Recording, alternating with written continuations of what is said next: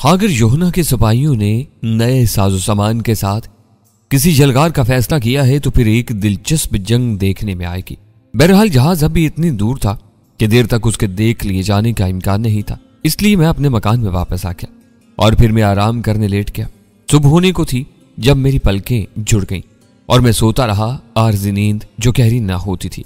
और फिर इस वक्त आंख खुली जब बाहर बेपनाह शोर हो रहा था। मैं दिमाग पर जोर देकर उस शोर की वजह जानने की कोशिश करने लगा और तब मुझे वो जहाज याद आया जिसके सफेद बादबान खुले हुए थे।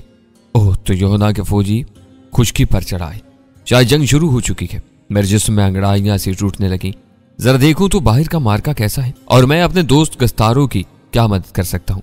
नीज ये कि मदद की जरूरत भी है या वो दुश्मन पर हावी है। चुनाचे में मकान से बाहर निकला। हर शख्स साहिल की तरफ दौड़ रहा था, लेकिन उनके हाथों में हथियार नहीं थे। और फिर बच्चे, बूढ़े, औरतें सभी तो थे।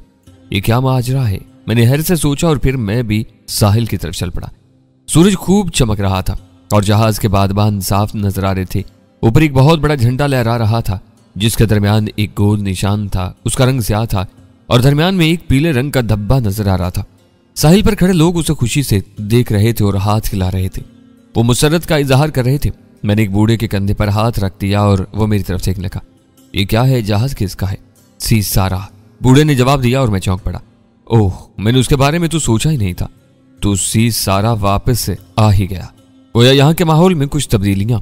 जहाज आहिस्ता आहिस्ता डेक की तरफ बढ़ रहा था। लकड़ी की सीढ़ियों के नजदीक बहुत से जवान मुस्तैद खड़े थे।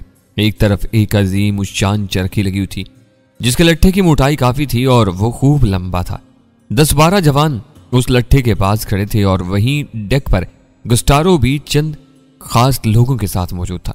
लोग चीखते रहे, दिबास और अपनी चीजें उछाल उछाल कर खुशी का इजहार करते रहे और जहाज आहिस्ता आहिस्ता करीब आता गया। फिर उस पर से रस्से उछाले गए जिन्हें डेक पर पकड़ लिया गया। रस्से चरखी में पंसाए गए और फिर जवान चरखी घुमाने लगे। जहाज डेक के नजदीक आ रहा था। फिर 4 खूबसूरत औरतें हाथों में फूलों के मोटे हार लिए हुए गस्टारो के पास पहुंच गई।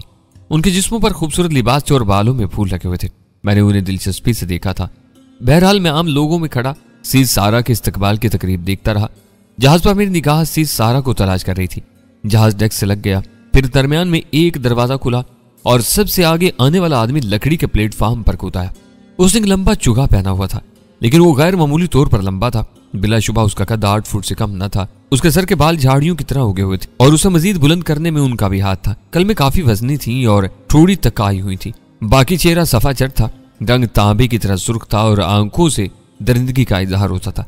गस्टारो, उसने गूंजदार आवाज में कहा और उसके दांत बाहर झांकने लगे। सीसारा, गस्टारो ने दोनों हाथ बुलंद करते हुए कहा और सीसारा गुस्टारो से बगलगी रोका। फिर लड़कियां आगे बढ़ी और उन्होंने उछल उछल कर हार सीसारा की गर्दन में डाल दिए। फिर वो गुस्टारो के साथ चल पड़ा। एक हजूम उनके पीछे चल रहा था। मैं जानता था क्या वो गुस्टारो के मकान पर जाएगा और वहां इससे अकीदत के इजहार के अलावा और कुछ न होगा। चुनाचे में जहाज के बारे में मालूमात हासिल करना चाहता था। बिलाशुबा बहुत बड़ा जहाज था, किसी अजीम उशान इमारत की माने थे। लकड़ी और लोहे से बना हुआ था। सैकड़ों आदमी इससे सफर कर सकते थे। इसकी शक्ल और सूरत भी बहुत भयानक थी। मुसाफिर बरदार जहाजों के सामने जब यह नमूदार होता होगा तो बेशक दिल लरचाते होंगे। मैं जहाज पर काम करते हुए लोगों को देखता रहा। सबके सब वहशी सिफ्त खुलासी थे जो बड़े बड़े पीपे और दूसरी चीजें उतार रहे थे। काफी देर तक यही काम होता रहा और मैं एक मखसूस जगह खड़ा सब कुछ देखता रहा। फिर मैं वापस पलटने का इरादा कर ही रहा था कि अचानक मैंने अजीब सी खड़खड़ाहट सुनी। खुलासी हाथों में तलवारें लेकर प्लेटफॉर्म पर खड़े हो गए और उसके बाद परेशान हार लोगों की एक कितार बाहर निकली। इनके हाथों में लोहे की जंजीरें पड़ी हुई थी। इनके लिबास फटे हुए थे, लेकिन न जाने कौन से इलाके के सफेद और खूबसूरत लोग थे। इनकी तादाद बहुत काफी थी। मैं रुककर दिलचस्पी से उन्हें देखने लगा। यकीनन ये कैदी थे। गस्तारों के अल्फाज मुझे याद आ गए। वो लोग सारे कारोबार करते थे जिनमें इंसानों की खरीदो फरोख्त भी शामिल थी। मैंने गौर से कैदियों की तरफ देखा और फिर वो मुझे नजर आ गया जो मैं तलाश कर रहा था। कैदी मर्दों के बाद औरतों की बारी थी और प्रोफेसर मैंने बेबस और लाचार हुस्न के नजारे किए। फटे हुए लिबास, खुश्क चेहरे, वीरान उजड़े उजड़े बड़ी ही हसीन लड़कियां थीं। बोसीदा लिबासों से उनका हुस्न बेपनाह झांक रहा था। बाज के लिबास तो इस कदर बोसीदा थे कि वो तकरीबन बरहना हो गई थी, लेकिन उनकी निस्वानियत भी मसाइब के बोझ तले दम तोड़ चुकी थी और अब उन्हें जिस्मों के बरहनगी का एहसास नहीं था। और इन लोगों की हालत देखकर अचानक मेरे दिल में जज्बा हमदर्दी जोश मारने लगा। ठीक है, मुझे इस दौर के वैश्यों से कोई दिलचस्पी नहीं थी। मैं अब ज्यादातर तमाशाई रहना पसंद करता था, लेकिन इन इंसानों के लिए जो आजाद थे ऐसे मजबूर इंसानों की मदद न करना जो अपनी मर्जी से हाथ भी नहीं हिला सकते थे, गैर इंसानी बात थी। मेरे होंठ भींच के इन लोगों की मदद के सिलसिले में मैं गिरफ्तारों की दोस्ती भी ठुकरा सकता था, लेकिन जज्बाती अंदाज में सोचना हमाकत के अलावा और कुछ न था। मैं इस तरह इनकी कोई मदद नहीं कर सकता था। चालाकी से काम लेना होगा। अगर मैं गिरफ्तारों से कहूं कि वो इन्हें आजाद कर दे तो वो हैर से मुझे देखेगा।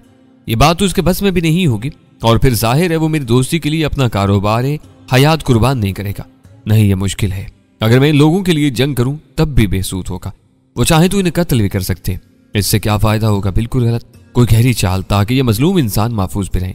कैदियों की तादाद 200 के करीब थी। इनमें आधे मर्द थे और आधी औरतें। लेकिन इनकी खरीदो फरोख्त कहाँ होगी? यही इसी जगह, या इन्हें कहीं और ले जाया जाएगा? इस बारे में भी खामोशी से मालूम करना पड़ेगा।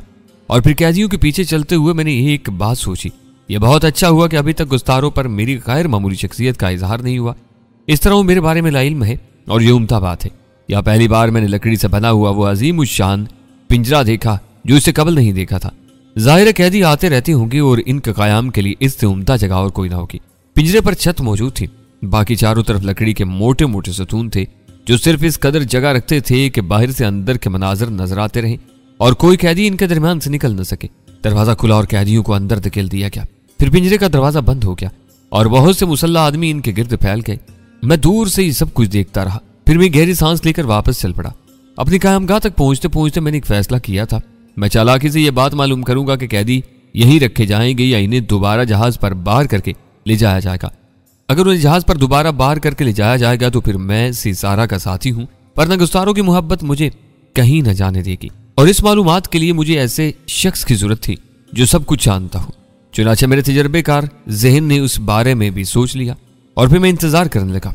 मुझे अंदेशा था कि मेरा अजीज दोस्त गुस्तारों कज़ाकों के शहनशाह की मौजूदगी में मुझे फरामोश न करते। लेकिन जहां तक गुस्तारों की बात थी, बिलाशुबा वो बुरा होने के बावजूद भला आदमी था। चुनाचे उसके आदमी के जरिए मुझे उसका पैगाम मिला। अजीम सी सारा आ गया है। आज उसके एजाज में बड़ी दावत है जिसमें तुम्हें शरीक होना है। मुझे किस वक्त आना है? सूरज छुपते ही गुस्तारों के पैगाम्बर ने कहा और मैंने गर्दन हिला दी। चुनाचे सूरज छुपा तो मैं तैयार होकर गुस्तारों की कयामगाह की तरफ चल पड़ा। वही समा था, लेकिन आज सब ने जर्क बर्क लिबास पहने हुए थे। औरतें और मर्द शराब में गर्क थे। भुने हुए जानवरों की खुशबुएं उठ रही थी। फलों और खुश्क मेवों के अंबार लगे और रंग रलियां जारी थी। मैं भी लोगों के हजूम में आम अंदाज में शामिल हो गया। चंद लड़कियां मेरे गिर्द भी आ गई थी। वो मुझसे बातें करने लगी जो ज्यादातर मेरे बारे में थी।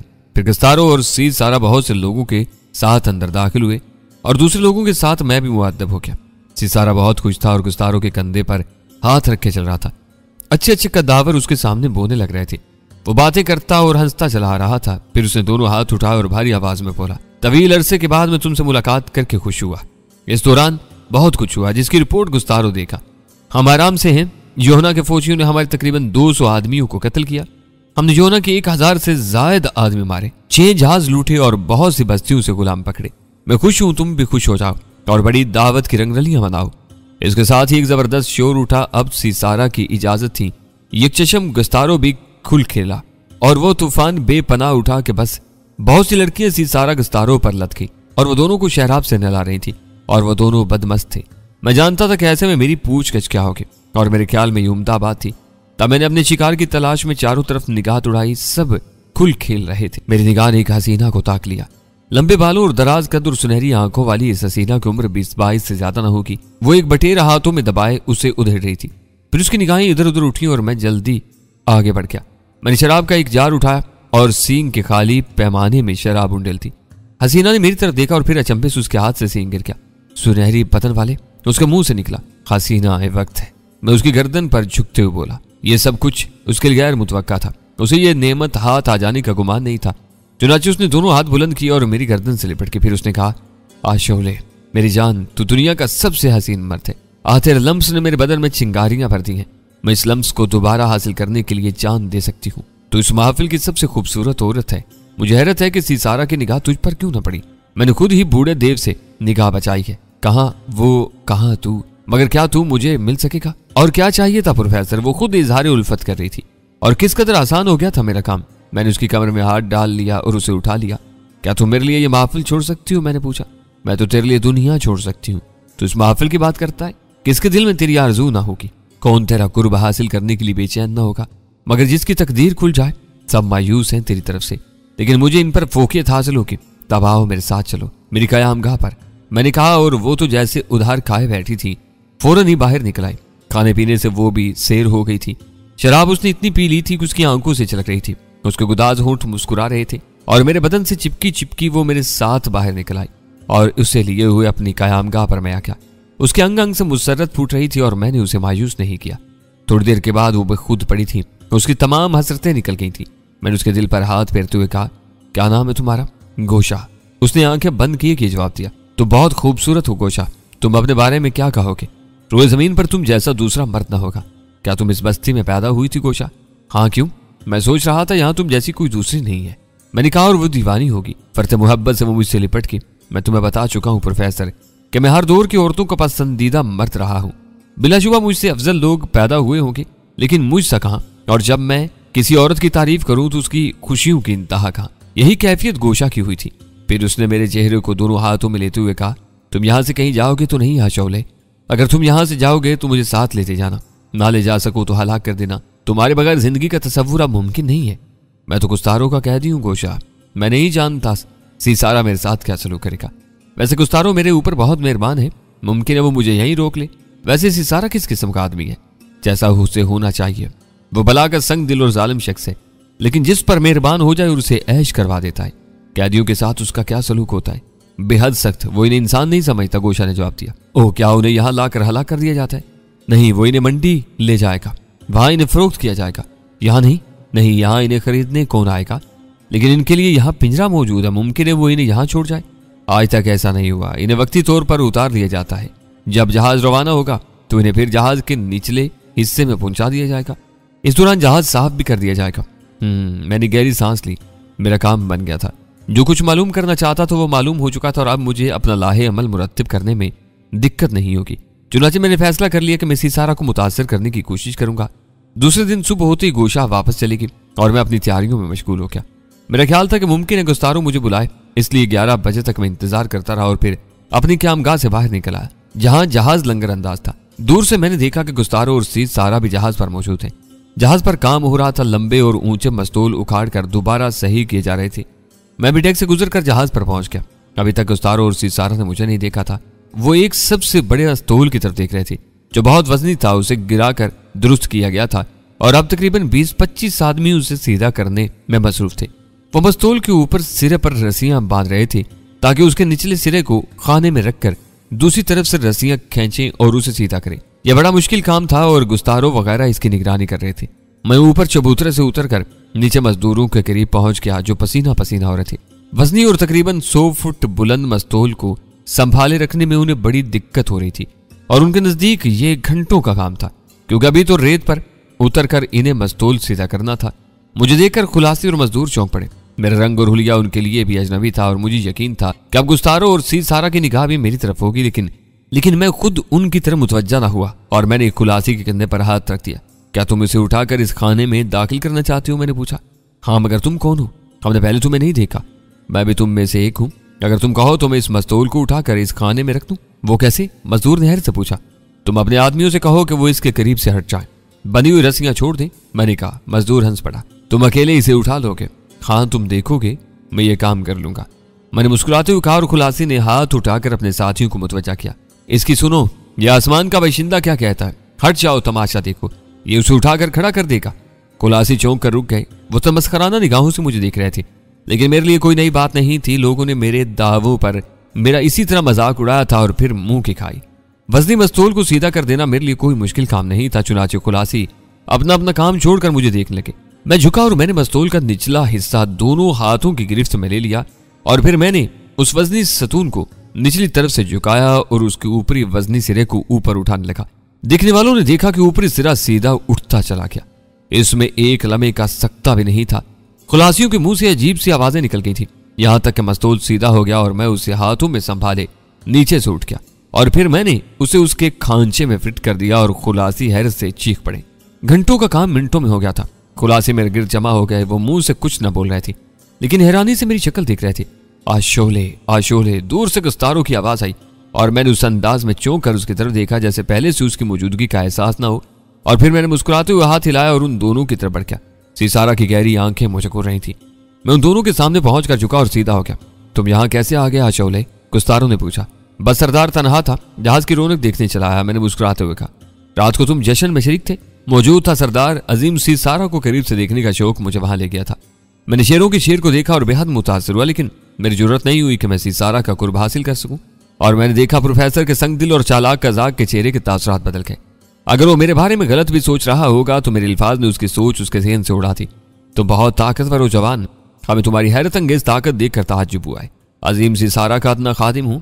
इस बस्ती में मेरे साथ दोस्तों का सलूक किया गया है और मैं मोहब्बत का जवाब मोहब्बत से देता हूँ। गिरफ्तारों ने बताया कि तुम आवारा गर्द हो और घूमते हुए यहाँ आ निकले हो। हाँ अजीम सीसारा, मैं कभी किसी का महकूम नहीं रहा, जंगलों में भटकता फिरा हूँ। लेकिन नौजवान दोस्त, क्या सबूत है कि तुम यौना के जासूस नहीं हो? सीसारा ने मुझे घूरते हुए कहा। मेरे दोस्त सरदार गुस्तारों ने भी यही बात कही थी, लेकिन अपने दोस्तों को इसी तौर यकीन दिला सकता हूं कि यौना की गर्दन पकड़कर मेरे सामने ले आया जाए तो मैं दोनों हाथों से उसकी खोपड़ी पकड़कर उसे शानों से अलहदा कर दूं और फिर सीसारा से दरखास्त करूं कि इस खोपड़ी को अपनी निशिस्त गाह के सामने रख ले और उसे पैर रखने के लिए इस्तेमाल किया जाए। वाह, सीसारा हंस पड़ा। क्या उम्दा ख्याल पेश किया है तुमने। हकीकतन मगरूर बादशाह इस काबिल है। और हमें यकीन हो गया गस्तारो कि इसने योहना का नाम भी पहले कभी नहीं सुना। योना तिलिस्मी चक्कर चलाकर अपनी रियाया को मशहूर कर रखता है, इस कदर कि वो उसे देवता समझती हैं और आसमान से उतरने वाले के बारे में वो कभी नाजेबा अल्फाज इस्तेमाल नहीं करते। ख्वाह उनकी गर्दन उतारी जाए। सो हमें इस पर यकीन आ गया और बिलाशुबा तुमने एक इंतहाई काम के आदमी से हमें मुतारिफ करवाया है। गस्तारो के चेहरे पर फीकी सी मुस्कुराहट फैल गई। वो मुझे अपने साथ रखना चाहता था, लेकिन अब उसे खतरा पैदा हो गया था कि सीसारा की दिलचस्पी कहीं मुझे उससे जुदा न करते और वही हुआ जिसका खतरा था, लेकिन जो मेरी ख्वाहिश थी। तुम हमारे बेहतरीन साथी साबित हो सकते हो जवान। क्या नाम लिया था तुम्हारा? आशोले। मैं मुअज्जज शहंशाह का गुलाम हूं, मैं चालाकी से कहने लगा। खास लोगों को हम दोस्त बनाते हैं, गुलाम नहीं। दोस्तारों ने बताया था कि तुम्हारे साथ तुम्हारी बूढ़ी बीवी भी थी। हाँ सरदार, वो मर गई। वो बूढ़ी क्यों थी? जंगल में वही औरत दस्तयाब हुई थी और मुझे औरत की जरूरत थी, मैंने कहा और सीसारा हंस पड़ा। बेहद दिलचस्प इंसान हो तुम और हमने तुम्हें पसंद कर लिया। हम तुम्हारे साथी बन गए गुस्तारो। हमने तुम्हारा यह तोहफा खुशी से कबूल कर लिया। गुस्तारो के मुंह से आवाज न निकल सकी, अलबत्ता वो उदास हो गया था। तुम आवारागर्दी के शौकीन हो और हमारा जहाज समंदर की वुसअत नापता रहता है और तुम देखोगे कि इस पर तुम्हारी तफरीह के लिए कितने सामान होंगे। चुनाचे तुम हमारे साथ रहोगे। आज से तुम्हें हमने अपना साथी बना लिया। मैंने गर्दन झुकाकर खुशी का इजहार किया, लेकिन उसी शाम गुस्तारो मुझसे मेरी कयामगाह पर मिला। उसके चेहरे से अजीब सी कैफियत का इजहार हो रहा था। और शोले, मैंने तुम्हें अपना साथी मुंतखब कर लिया था। तुम बहुत उम्दा इंसान हो, लेकिन मुझे दुख है कि तुम सीसारा के सामने पहुंच गए और उसने तुम्हें पसंद कर लिया। ओह, तुम उदास हो गए सरदार। मैंने कहा, हाँ मैं तुम्हें पसंद करता हूं, तो मैं सीसारा को मना कर देता हूं। मैं उसके साथ नहीं जा सकता, मैं अपने दोस्त गुस्तारो के साथ रहूंगा। नहीं, सादा दिल इंसान नहीं, ऐसा गजब मत करना।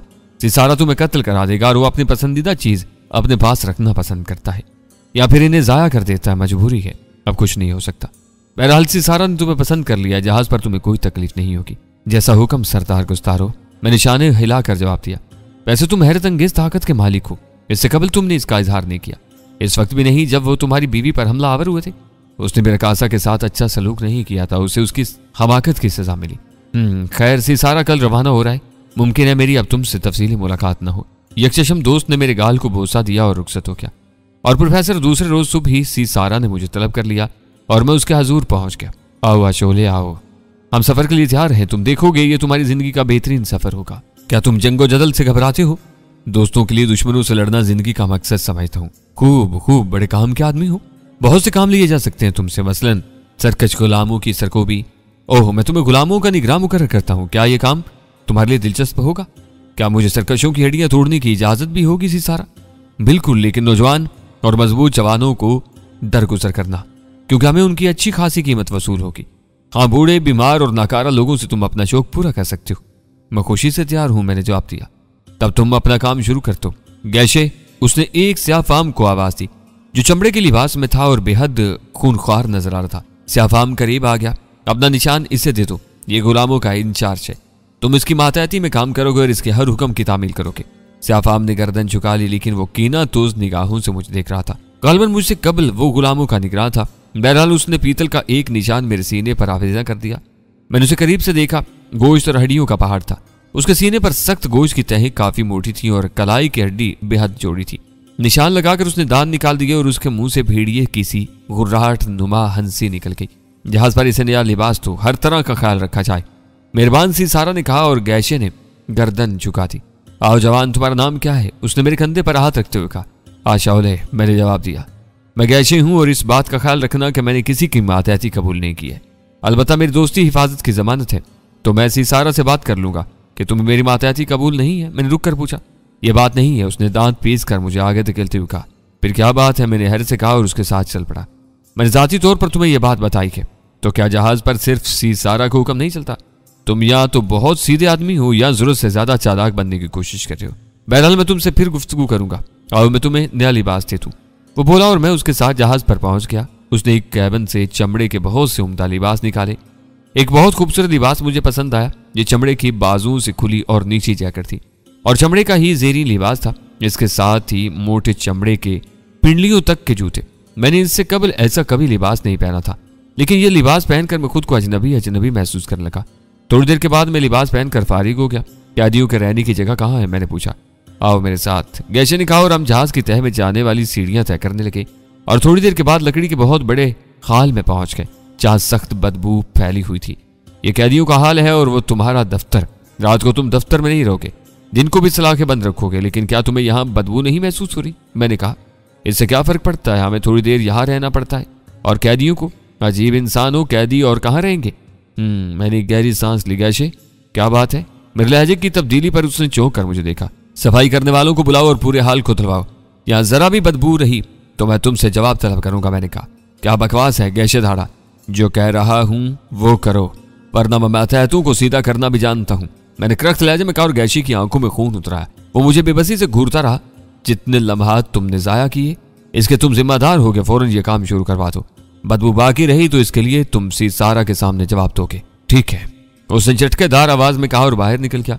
मैं भी मुस्कुराता हुआ बाहर निकल आया था। इस आदमी को दुरुस्त करना पड़ेगा, मैंने दिल ही दिल में सोचा।